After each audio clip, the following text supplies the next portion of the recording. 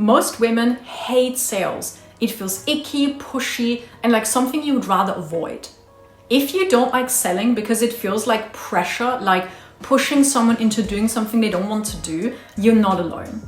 But what if I told you that the reason it feels wrong is because you're using a strategy that does not fit you?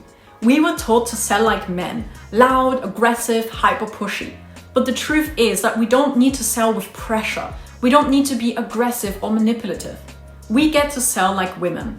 And in today's video, I'm going to show you how to sell the feminine way so you can finally feel good about sales and stop resisting it.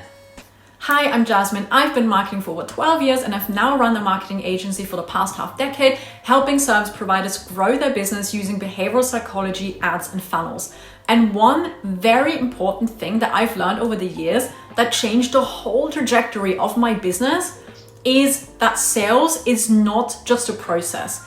And success doesn't lie in simply following a script, because sales is an energy exchange. And when we as women start using our natural gifts, such as empathy and intuition, we don't only feel better doing it, we also sell more, and therefore, as a result, we're able to actually help more people. In this video, I will walk you through the mindset shifts and the sales process that you need to actually feel good about sales, so you're able to align with how you want to show up, stay true to who you are, and sell naturally without sounding sleazy, feeling icky, or pushy, or like you're doing something wrong. By the end of this video, you will know how to reframe your beliefs around sales so it actually feels good and not gross. You will also learn how to lead a sales conversation with curiosity and connection, and know the 4 steps of a feminine sales process that is authentic and doesn't feel icky and pushy. Understand how to build trust, safety, and deep resonance in a sales conversation. And you will also walk away with practical steps you can take action today and start selling your services with integrity and confidence. This video is part of my Ultimate Free Business Course series, so if you're building a soul-aligned service business from scratch, make sure to check out the other videos in the series as well, where I cover everything from getting your first clients to building a high-converting offer to creating a sales funnel and writing copy that actually converts and gets you booked calls and sales conversations. No matter if you're completely new to business and selling, or if you've been running your business for a while now but still struggle with sales, you will get value out of this video. First of all, you need to unlearn everything that you know about sales, because most of us hold very negative beliefs about sales because of the way that society portrays it. When you hear the word sales, what's the first thing that instantly comes to your mind? If it's a sleazy car salesman who's overly friendly and grinning from ear to ear trying to sell you a car that you don't want, you're not alone. In the media, salespeople are portrayed exactly like that. Manipulative, fake, aggressive, and pushy. Maybe you've even had bad experiences with salespeople yourself, or maybe you've witnessed them. And over time, boom, that belief that sales is wrong, that it's something that's bad, has now been ingrained in your subconscious. And now you face a big, hairy problem because you own a business, but you don't like to sell. But the thing is that sales is any business lifeline. And if you don't like selling and you try to avoid it or gloss over it, then you will naturally see low sales in your business. And unfortunately, if you make no sales or if you make very few sales every now and then, your business is not going to survive. That's just the harsh truth. A business needs sales like you need oxygen. So if you've been feeling stuck and like you're trying to fight an uphill battle, trying to sell, do not worry, there is a way out. And that way out consists of 2 parts, energetics and strategy. First, you have to transform your beliefs about sales and the way that you think about it, so you can align your energy with your beliefs and your behavior. And then once you've laid the right foundation, you will put the right strategy in place, a sales process that feels like a natural flow, like a normal conversation, and not like something you have to force. Here's the first thing that you need to understand. Sales is an act of service. Most people see sales as doing something to someone, forcing something onto someone.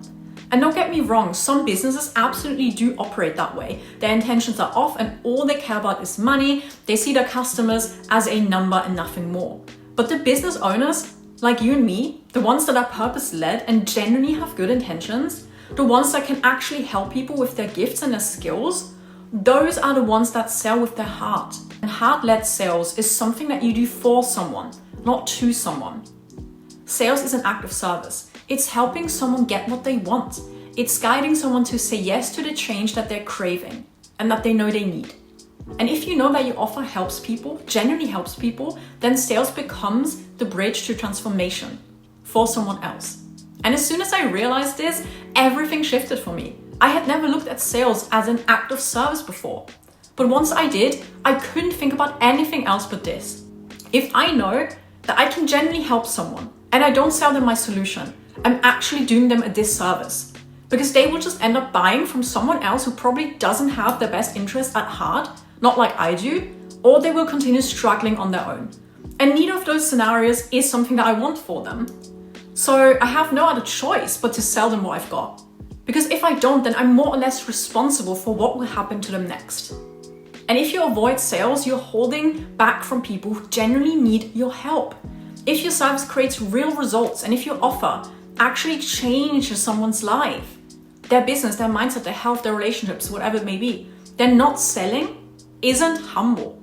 It's withholding. There are people right now searching for what you offer. And if you don't make it easy for them to find you, connect with you, and buy from you, then they will stay stuck.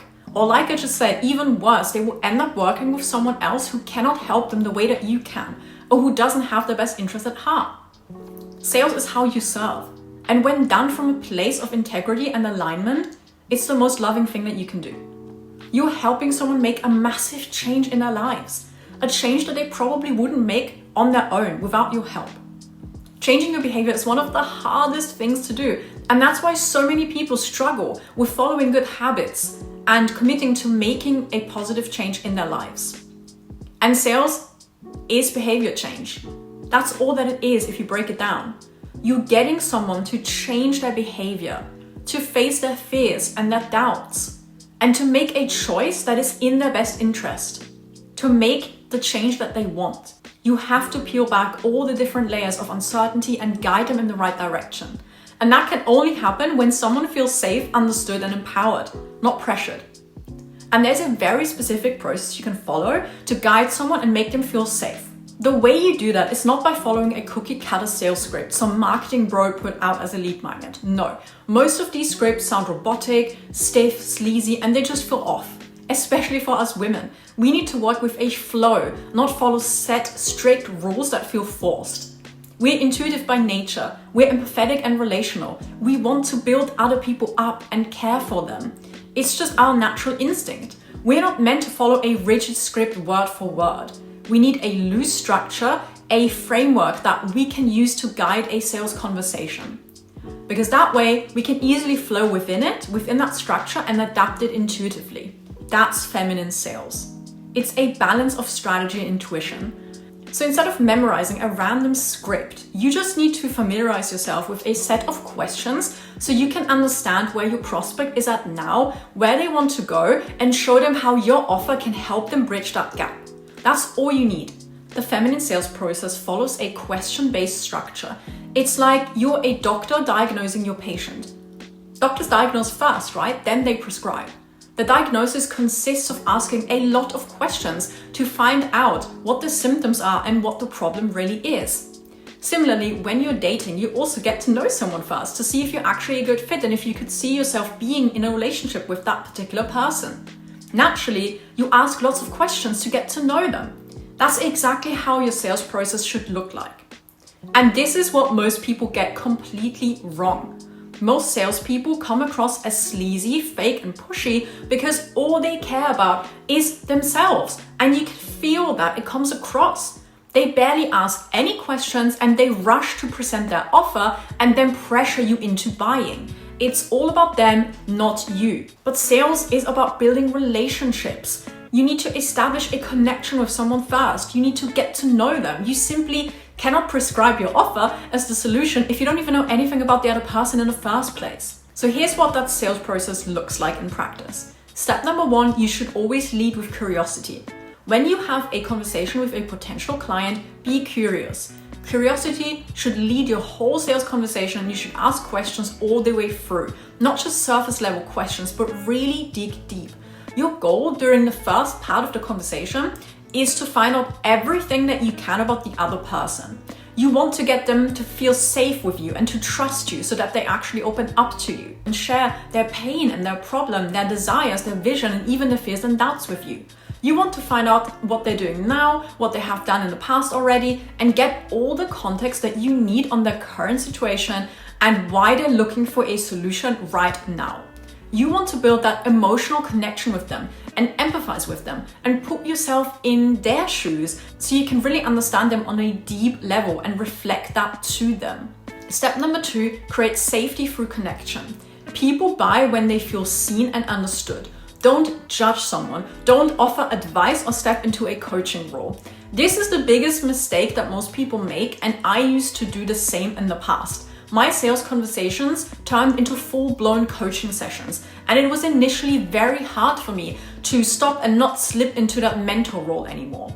The reason why this isn't helping a potential client is because all they need you to be in that particular moment is a sounding board. They need to be able to confide in you and sort their emotions and thoughts, and they can't do that if you are advising them and putting your own opinions, experiences, and beliefs onto them, even if it's well-intentioned. So just let them speak and mirror them, don't coach them.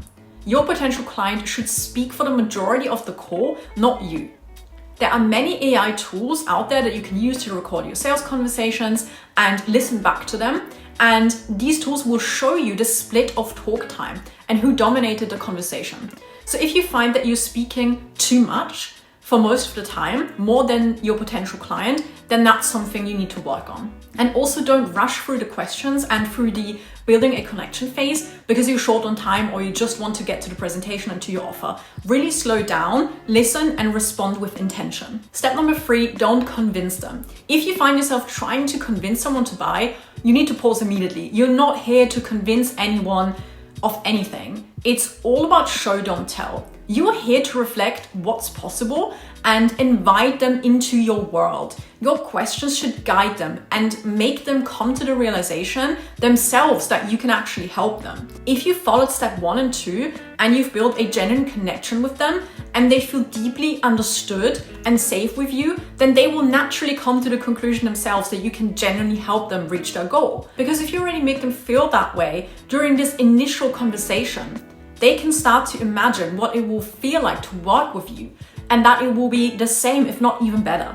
The way that you lead a conversation and communicate is proof in itself that you're the right choice. And this is why being able to communicate effectively is so important. Step number 4, have conviction. This is the most important piece of the sales puzzle. Once you feel that you got your potential client to open up to you and you build that genuine connection with them, it's time to present your offer as the bridge to close the gap between where they're at now and where they want to be. And the only way that you can do that effectively is to have conviction in what you do. You have to be sold on yourself, absolutely and fully, because sales is just a transfer of energy, like I said earlier. If you believe in what you offer, they will feel it. But if you're not confident in what you do, or if you have any doubts, then they will feel that too. So the real work really starts with you first. You have to believe in the transformation that you create, and you have to trust yourself, and you have to have confidence in your abilities and your skills. When you radiate that energy, the right clients just rise up to meet it. And if you struggle with this right now, if you're new to business and you don't have a lot of proof just yet, you need to build up your confidence first. You need to build up a confidence bank. And there's multiple ways that you can do that. You have to create proof that you're good at what you do, so you can always remind yourself of that if you feel like an imposter. I covered multiple ways to get your first clients, even if you're completely new and have no testimonials or proof just yet, in one of my other videos, so make sure to check it out. I will link it in the description below. When you follow this structure, you will not only be able to take the pressure off of your shoulders, but you will also be able to enjoy a normal conversation and build a genuine connection with someone else. When you view sales conversations as a purely financial transaction, you subconsciously focus on all the wrong things, and as a result, the other person will feel that energy. It will feel disingenuous, rushed, and pushy and icky. But as soon as you start viewing these conversations as an energy transaction, you show up completely authentic, because your intention is to get to know the other person and to see if you can actually help, not to sell them per se. It becomes about the human on the other side, not about your business or money. And there are 5 key communication rules that will help you become a better communicator and master not only your sales conversations, but conversations in general in your personal life as well. Rule number 1, talk less, listen more. I touched on this earlier already, but it's worth repeating because this one rule alone will transform the way that people experience speaking to you.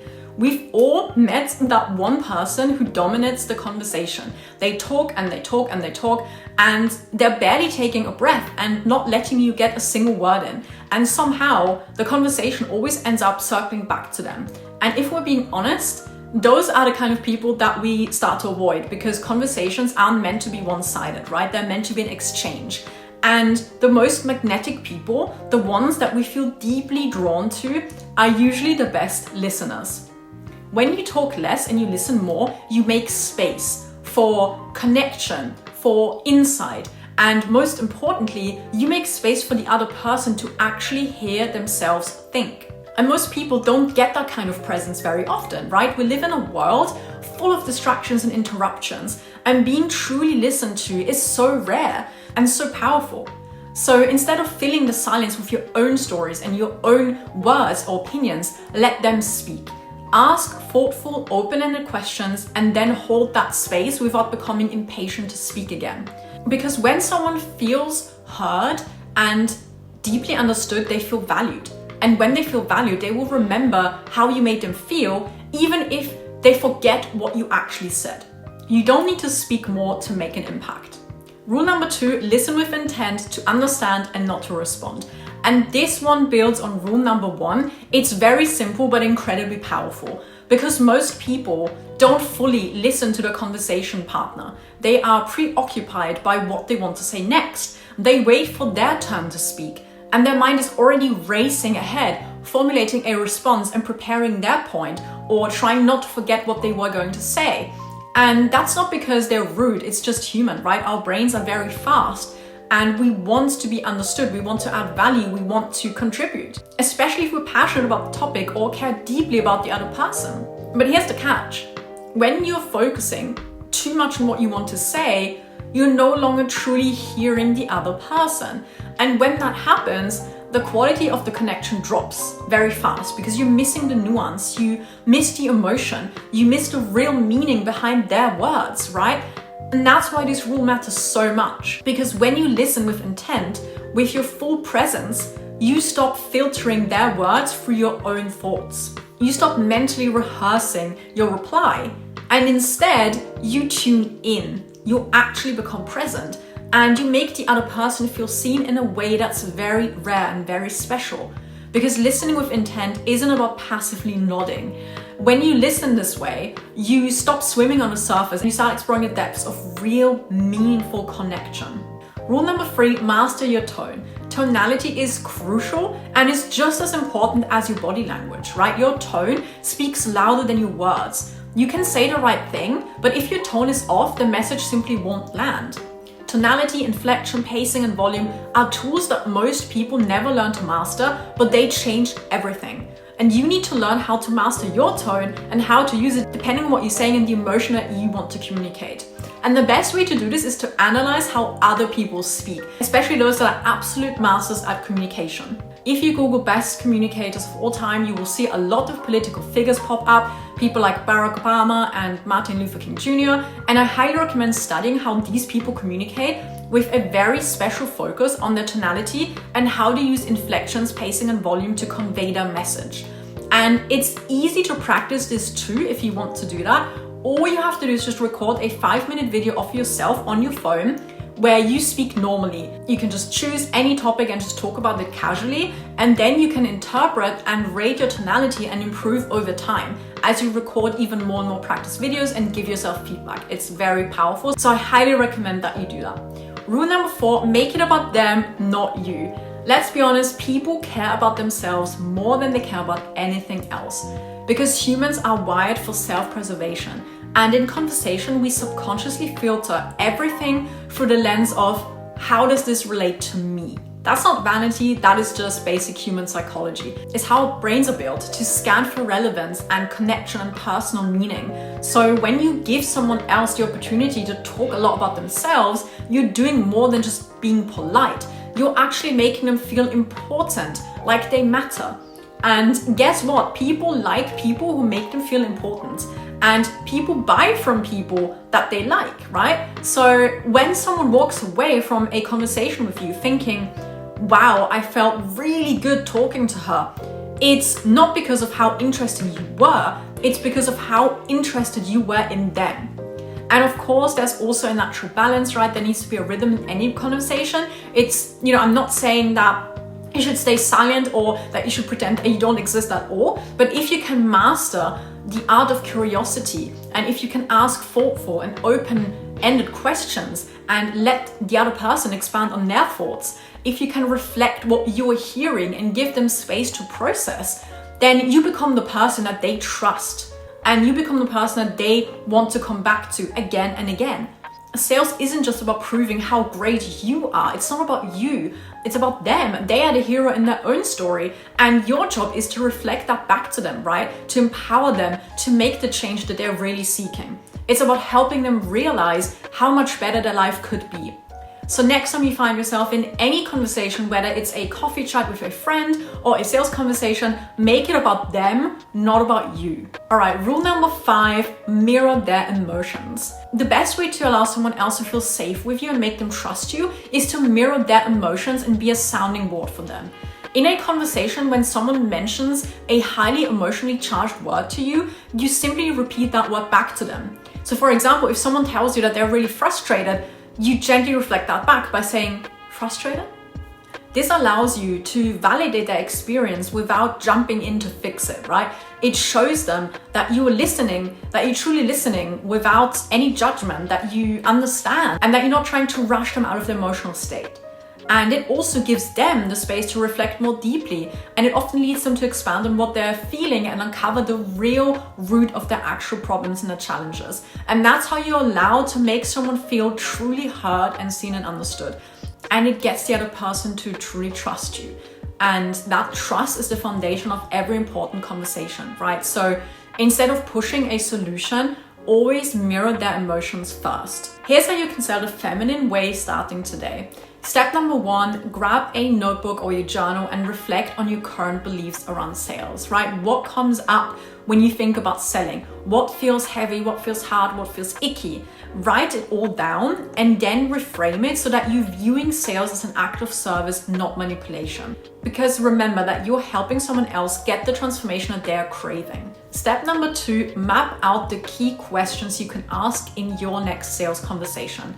The power is in asking, not telling. So let your curiosity lead the way and focus on them, not on you. Focus on asking them open-ended questions, not surface-level questions. Step number 3, practice holding space in your everyday conversations, right? This one is very easy to do. You can do it on a daily basis whenever you're speaking to someone else, right? Let people speak, mirror their emotions, listen to understand, not to respond. This skill will very beautifully carry over to your sales conversations once you view it as an opportunity to build a genuine connection with someone else instead of purely focusing on making the sale. Step number 4, do one thing this week to boost your belief in your offer. You could collect a past client win or reread a testimonial or create a proof bank, a folder on your phone where you collect screenshots and testimonials and everything that your clients have ever said to you that is positive, right? Confidence is contagious. So you really need to build up that evidence because your energy is doing half the selling for you. When you show up with clarity, empathy, and confidence, selling doesn't just feel good, it becomes natural. I hope that this video helped you shift the way that you think about sales. Please let me know your biggest takeaway in the comments below, and don't forget to subscribe and hit that bell icon so you never miss an upload. There are many more videos like this to come. I upload a new video every Friday sharing everything I know about marketing, messaging, and building a soul-aligned business that works for you. I'll see you in the next one.